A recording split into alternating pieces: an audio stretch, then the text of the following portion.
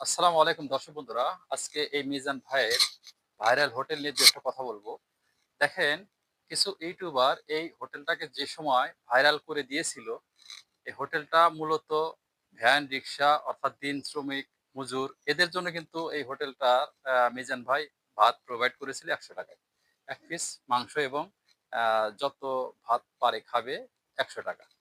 কিন্তু এখন কিছু ইউটিউবার এবং উৎসুক জনতার জন্য তার এখন হোটেল মানে বিনোদনে পরিণত হইছে। বিনোদনে পরিণত হয়েছে এই কারণেই বলতেছি, দেখেন কোথা থেকে কোন সব মহিলারা একটু ভাইরালের নেশায় এই হোটেলগুলোতে এসে প্রতিনিয়ত ভিড় জমাচ্ছে।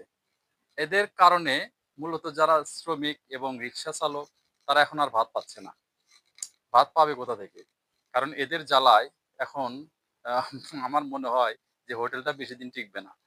হোটেলটা টেকা না টেকার একটাই কারণ বা রিজন, এসব সস্তা ইউটিউবার এবং যারা এই জিনিসটা নিয়ে বেশি কৌতূহলী করতেছে।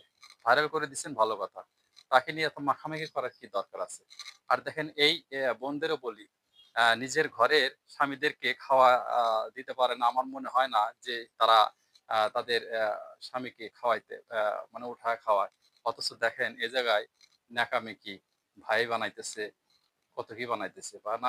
খাওয়ায় দিতেছে, খাওয়ায় নিতেছে, নিয়ে একটু ভাইরালের আশায় কত নষ্টামি করতেছে।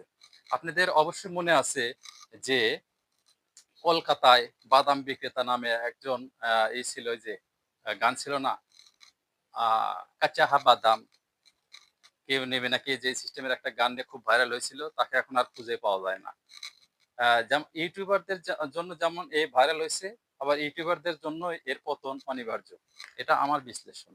আপনাদের কি মতামত? এটা আপনারা বলে যাবেন কমেন্টে। ধন্যবাদ। আসসালামু আলাইকুম।